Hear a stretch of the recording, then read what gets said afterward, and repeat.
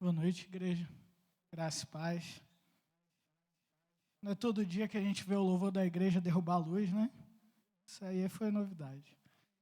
Na verdade, isso me fez lembrar de um culto que eu participei certa vez, um culto de federação de adolescentes, já faz um tempinho. A gente fez esse culto à luz de velas, porque realmente a luz não voltou como a gente teve a felicidade aqui hoje. Mas esses eventos, eles são bons para mostrar para nós o que é verdadeiramente importante no culto. Que não são as luzes, não é o microfone, o som. O importante somos nós aqui, entregando a nossa vida a Deus, o louvor, a adoração, e ouvir a palavra de Deus por meio da Bíblia, da sua revelação. Eu convido a igreja que abra as Bíblias em Efésios, carta de Paulo aos Efésios, capítulo 2.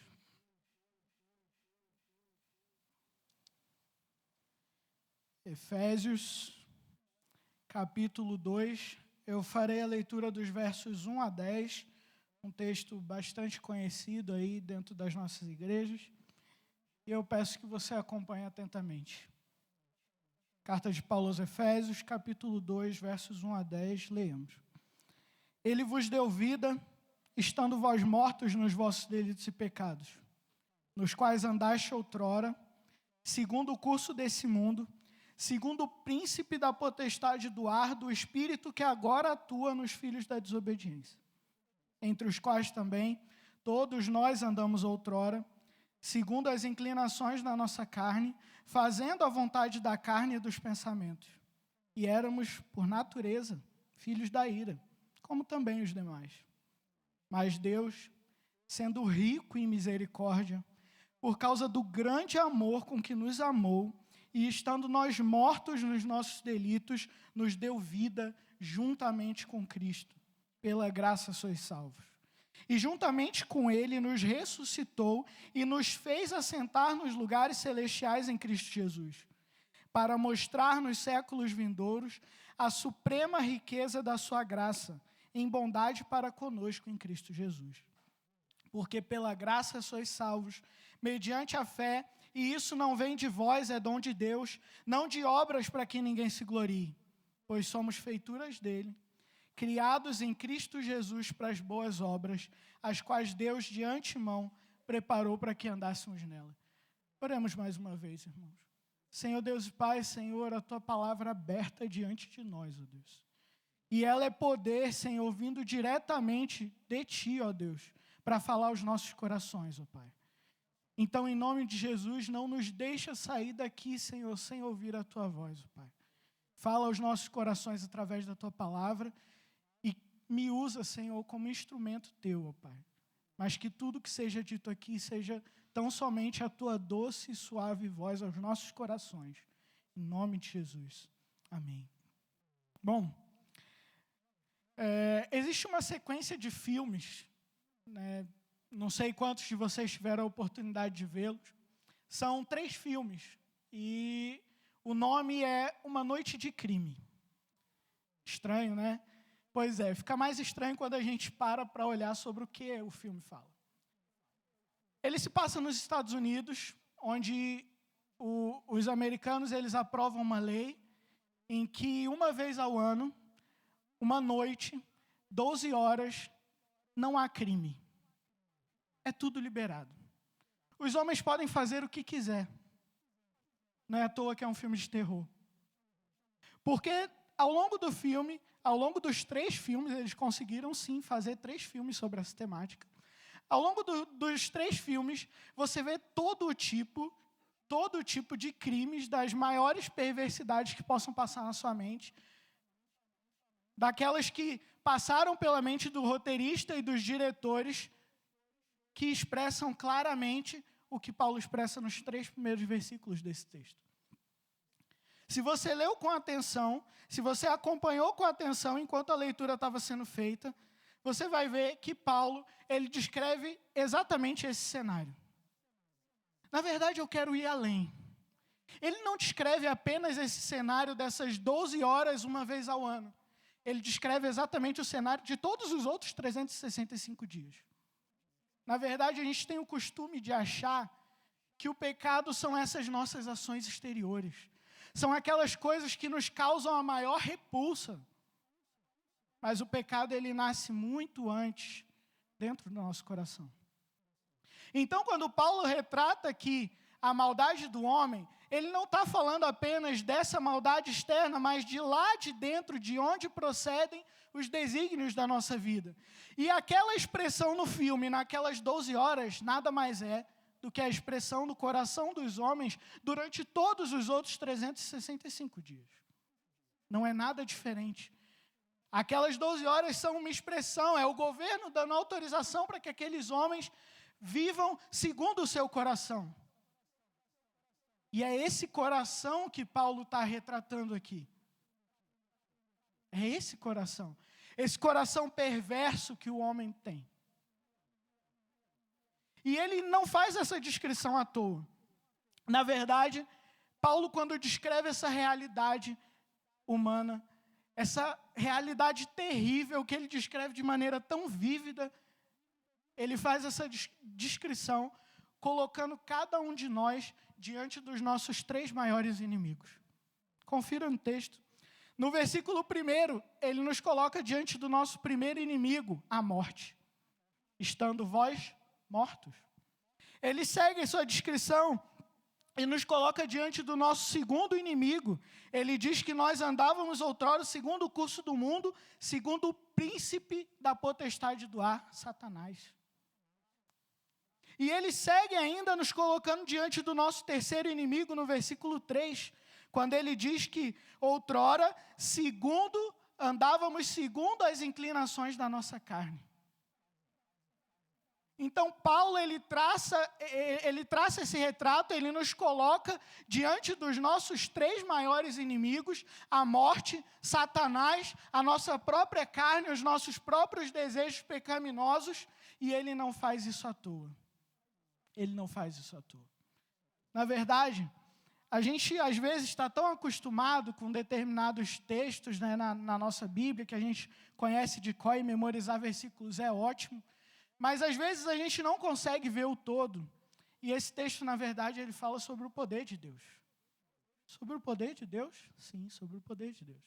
E eu queria que a gente conversasse nessa noite sobre a seguinte temática: conhecendo e vivendo o poder de Deus. Talvez, para ficar mais claro, seja necessário que a gente volte no primeiro capítulo de Efésios.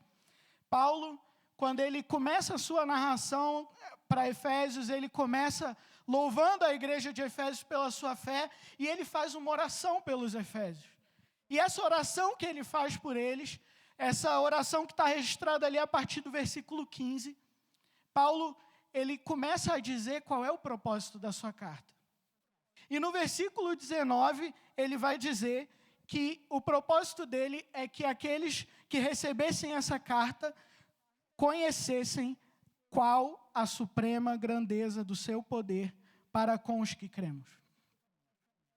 E é sobre isso que ele está falando quando ele faz essa descrição. Ele quer que conheçamos qual a grandeza do poder de Deus. E essa é a primeira coisa que eu queria que a gente pensasse, mas quando a gente fala de pensar sobre conhecer e viver o poder de Deus, essa é a primeira pergunta. Como que nós podemos conhecer o poder de Deus à luz desse texto? Então acompanhe comigo no versículo de 4 a 7. Mas Deus, sendo rico em misericórdia, por causa do grande amor com que nos amou, e estando nós mortos nos nossos delitos, nos deu vida, juntamente com Cristo. Paulo traça esse retrato, ele nos coloca diante dos nossos 3 maiores inimigos, porque ele quer que nós compreendamos, que nós conheçamos o poder de Deus na vida. Ele coloca a gente diante desses inimigos, porque ele traça um retrato de impotência. Para falar de poder, ele coloca eu e coloca você no nosso devido lugar. Diante desses 3 inimigos, nós somos impotentes, nós somos fracos, nós estamos segundo o curso desse mundo, nós estamos sujeitos, aprisionados a todas essas coisas. Mas então, Paulo diz que nós podemos nessas coisas conhecer o poder de Deus, porque Deus vence os nossos 3 maiores inimigos. Deus vence a morte, Deus vence Satanás e Deus vence a nossa carne. E ele diz como ele vence todas essas coisas. No versículo 6, e juntamente com ele nos ressuscitou e nos fez assentar nos lugares celestiais em Cristo Jesus. Cristo é a expressão dessa vitória. Cristo é a expressão dessa vitória. Na sua vida, ele vive sem pecado. Ele passa por essa terra e ele sofre as tentações que nós sofremos, as tentações da carne, mas ele passa sem pecado. Ele vence Satanás. Logo antes do início do seu ministério, ele é levado ao deserto depois de 40 dias para ser tentado. Mas Satanás não tem poder contra Cristo. Na verdade, diversas vezes ao longo do ministério dele, nós o vemos expulsando demônios que chegam diante dele e pedem, pelo amor de Deus, para que Cristo não faça nada com eles, porque reconhecem que ele é o Rei dos Reis e Senhor dos Senhores. E Deus faz a grande e maior vitória de todas. Ele ressurge de entre os mortos. E é assim que nós podemos conhecer o poder de Deus. Só que quando nós falamos sobre tudo isso, nós conhecemos o poder de Deus meramente de forma intelectual. Nós olhamos para trás e vemos um homem na história e vemos os seus feitos e podemos entender e conhecer aquilo que ele fez. Mas essa não é a intenção do apóstolo Paulo. Quando ele diz todas essas coisas, ele não está propondo que você saia daqui, que você entre nos sites, que você procure os livros de história e conheça tudo sobre a vida de Jesus, sobre a sua obra e o que ele fez. Paulo, ele quer que você vá além. Ele fala de um conhecimento experiencial. Ele convida você a viver essa realidade na sua vida. Na sua vida. Leia de novo o texto, e ele diz que juntamente com ele nos ressuscitou e nos fez assentar nos lugares celestiais em Cristo Jesus. Ele convida a mim e convida a você a viver essa realidade, a viver essa experiência na nossa vida, a ressuscitar juntamente com Cristo e ser exaltado juntamente com Ele. Aquele sacrifício, ele não deve ficar apenas na história. Ele deve ser parte da história da sua vida. É isso que Paulo quer quando ele diz que você deve conhecer o poder de Deus em todas essas coisas. Você deve conhecer por viver essa realidade. E ele diz como nós podemos fazer isso. Mediante a fé. Então hoje, cada um de nós é convidado a, diante de Deus, crer na obra de Cristo. Não apenas conhecer, não apenas saber, acreditar que Jesus foi um cara legal que viveu nessa terra. Mas crer verdadeiramente que Ele era o Filho de Deus e que juntamente com Ele nós somos convidados a ressuscitar e ser exaltados. Que nós somos convidados a vencer os nossos inimigos não pela nossa própria força, mas pela força de Deus. Pelo poder que Ele demonstrou na vida do Seu Filho, vencendo todos esses 3 inimigos no nosso lugar, no meu e no seu lugar. Paulo convida os efésios e convida a nós hoje a vivermos essa realidade nas nossas vidas. Podemos sim conhecer o poder de Deus por meio de Cristo Jesus, por meio do seu sacrifício, quando pela fé o recebemos e nós passamos a receber os benefícios desse sacrifício na nossa vida. Mas Paulo, ele não quer apenas que conheçamos o poder de Deus, mesmo nesse caráter experiencial, mas ele quer que nós vivamos o poder de Deus. Então ele não para por aí. No versículo 10, ele diz que nós somos feituras dele, criados em Cristo Jesus para as boas obras, as quais Deus de antemão preparou para que andássemos nelas. Ele vai além. Na verdade, ele começa pelo depois. Porque agora ele volta lá na criação. E por que ele faz isso? Porque, na verdade, esses 3 inimigos são aqueles que nos impedem de viver o propósito para o qual nós fomos criados. Eu e você fomos criados com um propósito. Eu e você fomos criados com um propósito. E é interessante falar sobre isso, porque isso talvez seja uma das coisas que a humanidade mais busque incessantemente. A humanidade vive incessantemente atrás de propósito. E ela busca propósito em todas as coisas. O propósito mais recente que a humanidade tem buscado é o do prazer. E eles tentam obter algum tipo de significado, se entregando a todo tipo de prazeres que vem à mente. Mas nós fomos criados com um propósito. E isso é tão interessante que nós podemos pensar até sobre a nossa própria realidade. Como criaturas feitos à imagem e semelhança de Deus, nós agimos assim também com as coisas que nós criamos, com o nosso próprio ato criativo que nós herdamos de Deus, dessa imagem e semelhança, nós agimos assim. Quando o relojoeiro, ele cria um relógio, ele cria o relógio sem nenhum propósito, sem nenhum motivo? É claro que não. Ele cria o relógio no propósito de que ele informe as horas. Nós criamos uma calculadora no propósito que ela nos forneça o resultado dos cálculos. E nós criamos tantas coisas para diversos propósitos, mas cada uma delas com um propósito, talvez mais de um. E da mesma forma, herdamos essa característica de Deus. Deus nos criou com um propósito. E Paulo começa pela realidade de conhecer a Deus experiencialmente, porque é quando recebemos esse sacrifício, quando em Cristo somos capacitados a vencer esses 3 inimigos, que nós podemos agora olhar para o propósito pelo qual Deus nos criou. Porque eles são um muro, uma barreira que nos impede de olhar além. Então nós voltamos agora lá para a criação.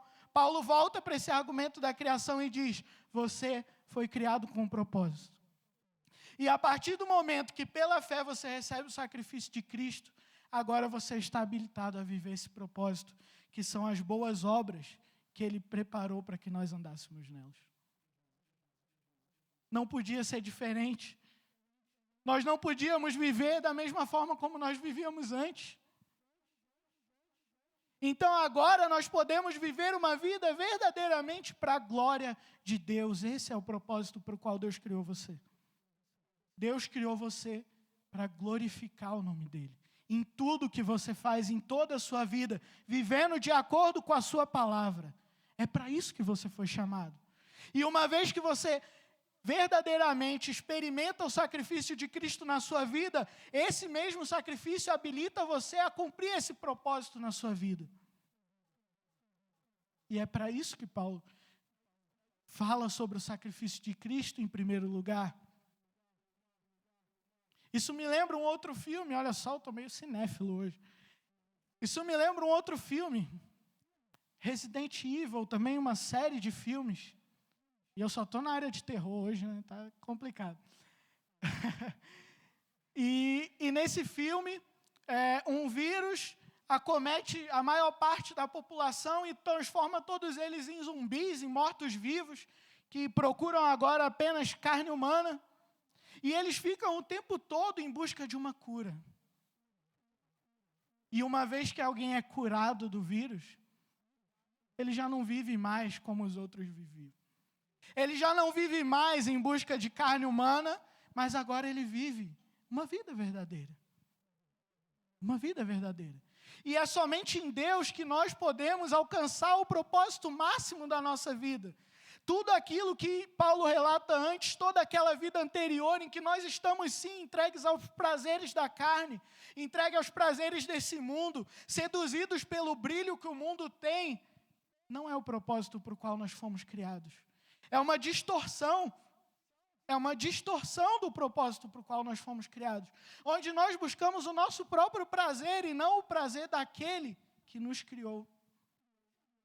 Então agora Paulo diz, você agora, a partir dessa verdade, pode viver o propósito para o qual Deus criou, glorificar a Deus por meio de viver segundo a sua palavra. E pensando sobre isso, nesse período eleitoral que a gente estava, foi inevitável pensar sobre esse tema e sobre como nós estamos tão dispostos a entregar a nossa vida a tantos propósitos, menos o da palavra de Deus. Nós entregamos a nossa vida com muita facilidade a tantos propósitos, menos esse. E isso parece que se tornou uma realidade muito evidente nessa campanha eleitoral que a gente passou, cada um defendendo com unhas e dentes os seus candidatos, ferrenhamente, discutindo diversas discussões graves, pesadas, palavras por vezes ofensivas nas redes sociais por aí. E nós nos entregamos tanto e nos doamos tanto a isso, e quando a palavra de Deus nos convoca a doarmos a nossa vida para a glória de Deus, nós não temos o mesmo ímpeto. Nós não temos o mesmo ímpeto. Nós queremos doar as nossas vidas para tudo, menos para fazer a vontade de Deus. Nós queremos fazer as nossas próprias vontades, viver segundo os nossos próprios prazeres. Nós parece que ainda não compreendemos, não conhecemos verdadeiramente o sacrifício de Cristo, porque nós queremos voltar para aquela vida antiga. Nós olhamos para trás e como Israel, depois que sair do Egito, e deseja de volta as carnes do Egito, deseja de volta até mesmo as cebolas do Egito, nós somos da mesma forma. E aí Cristo diz para nós que aquele que pega a mão no arado e olha para trás, não está pronto. Não está pronto. Mas nós entregamos a nossa vida com muita facilidade a muitas causas, menos a glória de Deus. E é a isso que Paulo convoca os Efésios. Paulo diz para os Efésios: vivam sobre a realidade do poder de Deus todos os dias na vida de vocês. Porque uma vez que vocês entendem que o poder é de Deus e não de vocês, vivam na dependência desse poder. Essa é a realidade. Essa é a realidade. Nós precisamos entender que esse poder não é nosso, é de Deus, e para vivermos essa vida e vivermos esse propósito, devemos viver em dependência dele todo o dia. É uma luta por dia. Todo dia você é colocado diante desses 3 inimigos e você precisa vencê-los, não pelo seu poder, mas pelo poder de Deus. A boa notícia é que Deus é o ser todo-poderoso sobre tudo, porque às vezes nós diminuímos a Deus. Nós olhamos para esses 3 inimigos e achamos que é como a terceira lei de Newton, a ação e reação.